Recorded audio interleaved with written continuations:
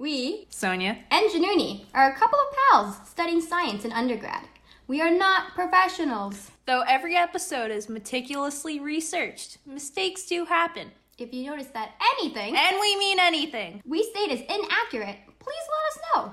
your comments, suggestions, and queries are important in furthering our personal and audience's understanding of science. Thanks for being a part of this discussion. We appreciate you. We really do. Bop, bop, beep, bop, bop. Hi. Hey Hello. girl, hi. How you doing? Never do that again. Hey, girl. Welcome to this week's episode. To another episode of Beaker Bros, where we drink out of Beakers. because we're bros. Clink. Clink. Again. Anyway. I need to find that stupid beaker. Anyways. Anyways, this month. Wait, there's like quite a few space events, right, Sonia? Yeah, this month, April 2021, for those of you that end up finding this at a different time of the year. April 2021 is said to be a very interesting time for all you avid astronomers, or not avid, amateur astronomers, or there's so many letters I'm saying right now. I will just stop talking. Yes. Keep going, sorry. Basically, there's I think the most recent or the upcoming one is the meteor shower, the Lyrid meteor shower, if I'm not mistakenly pronouncing it. No, you're doing perfect. That's exactly how you say it. Thank you. So basically, it's happening on April 22nd. Well, okay, I know it's occurring actually between. Let me read this. April something 16th. Let me give it. Yeah, April 16th to 25th, but you can actually see it specifically on April 22nd. Best time to see it between midnight and dawn. Here we're just before we jump in and learn about Lyrid meteor showers and how to see it, sorry. We're gonna blast off into some fun terminology. Puns. Good one, Jaanuni. I'm slapping my knee. Okay, first off, we got asteroids. The simplest terms, asteroids are a large rocky body in space that orbits around the sun. They're mainly found in asteroid belts, so between Mars and Jupiter, but sometimes they can end up coming closer to the sun and therefore closer to Earth. They're also referred to as minor planets. They are rocky bodies that don't have an atmosphere. There's a criteria for what a planet is supposed to be, right? Yeah. Shall I share it? Yeah, because Alrighty. we know how they're minor planets and they don't have an atmosphere. That's why they're not considered actual planets. So I feel like a good segue into what a planet is quickly. Yeah, really quickly. So back in 2006, the International Astronomical Union, basically consisting of a bunch of reputable and well-known figures in the world of astronomy and space sciences, if you want to just say it simply like that, they all came together and came up with a new definition of how we define a planet. So according to the International Astronomical Union, they state that in the solar system, a planet is a celestial body that is either in orbit around the sun, is close to round in shape, and has cleared the neighborhood around its orbit. So what it means by cleared the neighborhood basically means that it has its own independent orbit, I guess. It's not crossing paths or whatever with other planets. So that's why we have good old little Pluto. Pluto is not considered a planet because it cross paths. I was gonna say they really did takesy backsies on Pluto. They were like, oh, My bad.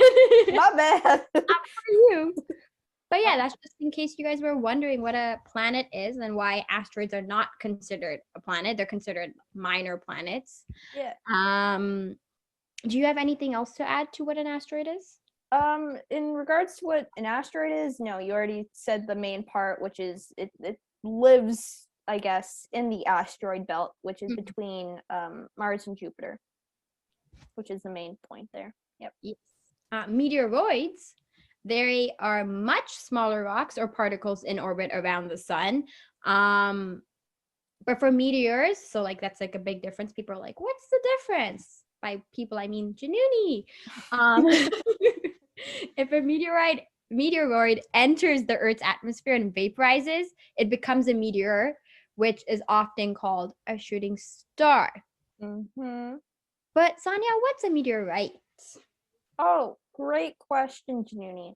A meteorite is so basically if a small asteroid or a large meteoroid survives its entry into Earth's atmosphere and lands on the Earth's surface, that object that lands and hits the ground, I guess, or whatever surface, is considered a meteorite. Interesting. So what's a comet though? A comet? Yeah. A comet, so some fun facts here. So we have the asteroid belt, which, like we said, is between Mars and Jupiter. Mm-hmm. Past the asteroid belt, like really, really far away, like an unimaginable distance, like it's hard to theorize, is something called the Kuiper belt. And in the Kuiper belt, there exists Kuiper belt objects, so mostly icy objects, I guess, that live just past the orbit of Neptune. And then there's the Oort cloud. The Oort cloud is right past the Kuiper belt, and it's about 50,000 times further away from the sun to the Earth. So, as a fun fact, the distance from the sun to the Earth is considered one astronomical unit. Okay. So that's a measure of distance. Since the Kuiper, or not the Kuiper belt, the Oort cloud is 50,000 times further away from the sun than the Earth, that would be a measure of 50 AU, astronomical units. Okay. Oh, wow. So if you just think like the distance from the sun to the Earth, that's 1 AU. The Oort cloud is 50 AU. So multiply that distance by 50, and that's how far, like, you're looking up trying to think, how far is that? I'm like looking out my window. I'm like, seems pretty far. That's actually, yeah, wow. but sorry, just to answer your question specifically, though, I just gave 2 locations. So comets are basically dirty snowballs. So they're very like big icy objects that basically reside in the Oort cloud, but also believe in the Kuiper belt. Interesting. I can hear the doggos. They want to be part of it. They're like, wait, what about us? Milky is named after the Milky Way. I'm kidding. Imagine. Bark back. Wait, I think, did we cover all the basic terms, you think? So I believe we did. We did comet, asteroids, meteor, meteorite, meteoroid, Kuiper belt objects, Oort cloud, asteroid belt. Those are like the main couple.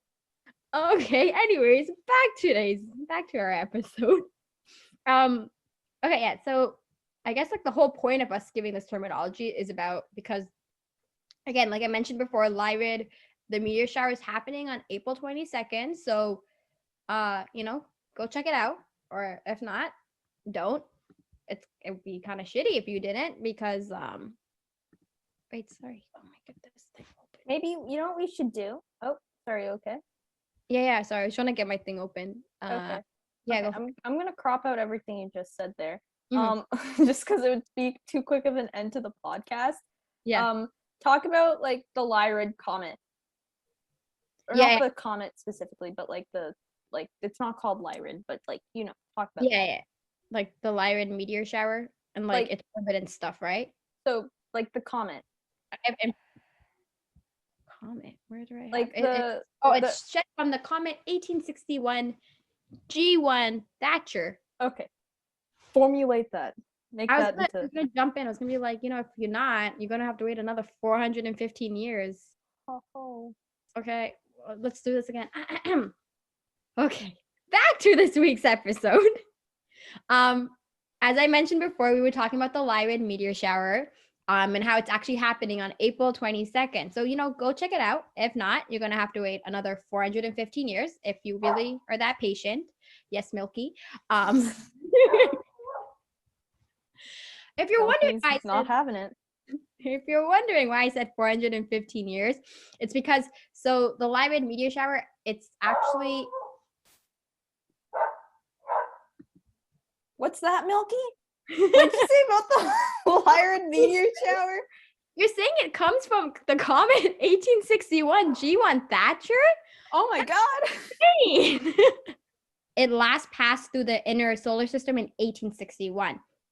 And with an orbit of 415 years, it won't be back until 2276. The physical comet, not the Yeah. meteor shower. The meteor shower is something that happens every year. Yes. Yeah, because so basically what's really cool about the Lyrids is that it actually dates back to approximately 2,700 years ago. So it's about it's one of the oldest known meteor showers to NASA. And sorry, the Lyrid meteors actually appear to radiate from the constellation Lyra the Harp near the bright star Vega, giving the shower its name. So if you're into astrology, you tell me what that means. Is it a What is- Virgo? Oh, it says Vega. The bright star it's Vega. That's not one of I those. was trying to make a connection. It didn't work. Sorry. No. Keep going. Anyways, so the Lyrids actually are known to have outbursts of 100 meteors per hour. Again, like before Sohnia was saying, it occurs every year or so. But the heavier showers have occurred in Greece in 1922, in Japan in 1945, and in the US in 1982. However, the one that we're seeing in 2022, an outburst is not 2021. 2021. Frick, I am It's been a long year. I want this year to end. An outburst is actually not predicted for 2021, but it doesn't mean it's impossible, according to CBC. But if you really want to see it, I don't know if I mentioned this earlier. Did I mention it? No. But basically, the best time to see it is after midnight and before dawn. Again, it's best to see it. Oh my god, sorry. It's best to see it in what were you saying before? What was it? Oh, it's best to see it in areas with low light pollution. So if you're living in a city and there's lights everywhere, odds are it's not going to be very clear. If you're living in butt nowhere, Ontario, you might have a better shot seeing it. You have a good time seeing it. I think what's really cool, I just wanted to throw this in, is that the shower basically offers 10 to 20 meteors per hour in the north hemisphere, while in the southern hemisphere it's much lower. It's 1 to 2 per hour. So for us folks in Canada, expect to see a bit more than our pals in but nowhere Ecuador. I was gonna say Brazil. Well, Brazil's the southern hemisphere. It's below the equator. Okay. Well, part of it is. Grade 9 geography coming through. The equator crosses through Ecuador. And okay. Yeah. And then it's so depending on where you are in South America, Asia, Australia, Africa, you will see it to varying intensity. Yeah. But yeah, so you can basically see this year's meteor shower right after midnight, and goes on to the morning of April 23rd. Okay, yeah, so sorry. Like Sohnia was saying before, it's best to be in areas where there's low light pollution. CBC, the article that I was reading earlier, it actually recommends that finding an open area and giving yourself 30 minutes to adjust to the darkness and lying flat on your back. So, grab your boo or your friend. Grab your boo. Go lie on your backs and look at the sky. That's cute. Safely in COVID, So social distance, of course, wear your masks. And you can see some beautiful shooting stars. Make a wish for the pandemic to disappear. just boom, that's how it works. If we all collectively wish for that, I think the next day, like, COVID is gone. Did you ever watch Ned's Declassified School Survival Oh Guide? yeah, coconut head. Yeah. Do you know that episode where like it was a rumor where if you everyone flushed the toilets in the school at the same time, they would all explode? No, I don't remember that one. Oh my god. That was an episode. You saying that like we all wished it would go away. If you all flushed the toilet at the same time, the school would explode. I mean, we could try. I'm kidding. Do it at JHE. Just like flush all the toilets in the engineering building, and they're engineers. They can put it back together. Oh yeah, they're Yeah. smart. Mhm. They know how to do it. Yeah. But yeah, that's all I have to add. Sonia, would you like to add anything about meteor showers, space, Pluto? I think you did a very solid job. Again, for all y'all that are complaining about Pluto not being a planet, stop. It's a dwarf planet. It is what it is. Irrelevant. Think about Pluto's feeling, okay? Yeah. That humbles you. Yeah. Imagine having the title of a planet and then you're like, no, you're not. You're not one anymore. Because you want to share your orbit with another pal. Like, sharing is caring. Mm-hmm. Not Pluto. Milky is pretty pissed in the background. Yeah. Give me 1 second. Well, I'll just talk for the next little bit then. So, as Jaanuni has run off to take care of her doggo, I guess I didn't get to have my moment with the audience. Go for it. Pretend I'm not here. It's all good. We'll have a moment next time. Anyways, well, that pretty much wraps up this episode. Thank you, everyone, for listening to this chaos that is Beaker Bros. This will take a long time to edit, but hopefully it will be good in the end. Yeah, so thank you to our 4 viewers. Yep. We appreciate you. If you want to, 4 of you and me want to go watch the Lyrid meteor shower, we can.